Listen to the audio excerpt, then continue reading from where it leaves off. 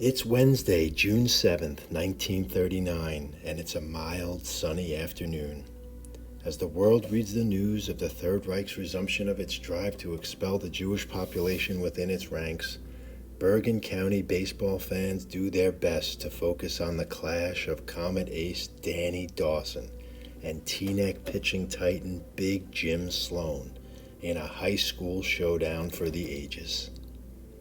The game started ominously for Teaneck as its early season defensive troubles threatened to derail their chances. An error by Johnny Mangini and a bonehead play by Bill Apple Kreider allowed the Comets to take a 1-0 lead without a hit.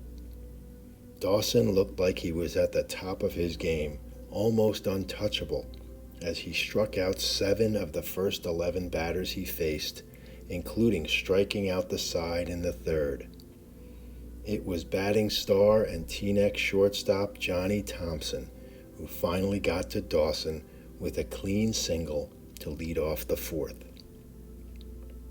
After a sacrifice by Anthony Cordero, Dawson completely lost his command.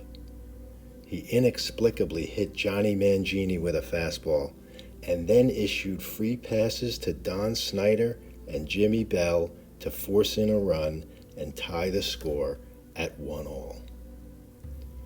Trying to rattle the ace further, Coach Charlie Knapp sent Johnny Mangini on an attempted steal of home, but he was cut down at the plate.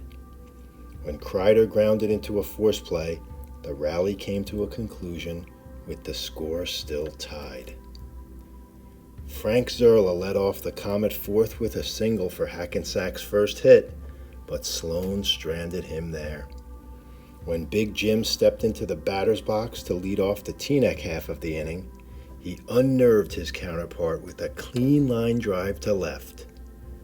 Tony Capasso popped out, but Dawson walked Butch Zimmerman to put 2 men on in front of Teaneck shortstop Johnny Thompson. The Highwaymen's best hitter came to the plate in the biggest moment of the season, and in dramatic fashion he crushed a Dawson offering over the fence for a 3-run bomb and a 4-1 Teaneck lead.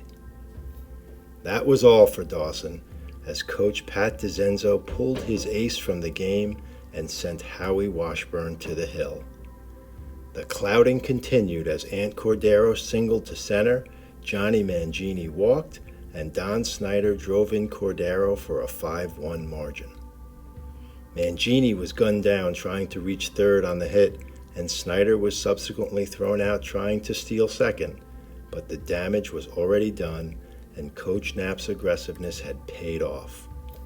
The Teaneck defense and Sloan's hurling were masterful the rest of the way as the Comets were held to that lone single in the fourth. A walk in the fifth to Nick Fulton and a walk to Carl Padovano in the seventh were the only base runners for the Comets the rest of the way. Mangini had 3 assists and 2 putouts at second base, remarkable for someone who at the beginning of the season was routinely giving Coach Knapp a heart attack anytime the ball was hit in his direction. Jimmy Bell made the play of the game using his bare hand to stop a grounder by Comet captain Johnny Bassano. Bell was the infield weak link at the second base position at the start of the campaign, but by season's end had found a home at third base and became the infield's anchor. Sloan capped the magical season with perhaps his best performance. Facing a Comet lineup with 4 starters batting over .400, he allowed only 1 hit, 3 walks, and no earned runs, while striking out 7 to finish the season with a record 117 strikeouts and credit for all of Teaneck's 10 league wins. Sloan and Thompson were named to the All-League, All-County, and All-State baseball teams. Both were selected to the NNJIL All-League First Team, with Johnny Mangini and Ant Cordero earning second-team honors. Sloan and Thompson were also named First-Team All-County. Thompson finished the season with a batting average of .510 and Sloan posted 11 wins against 5 defeats to finish his career at Teaneck with a 17-5 mark. Sloan was named to the All-State second team, and Thompson was named to the third team. After the victory, Coach Charlie Knapp addressed the Bergen record by saying, "We didn't have a great team, but we won the championship because we were hustling all the time."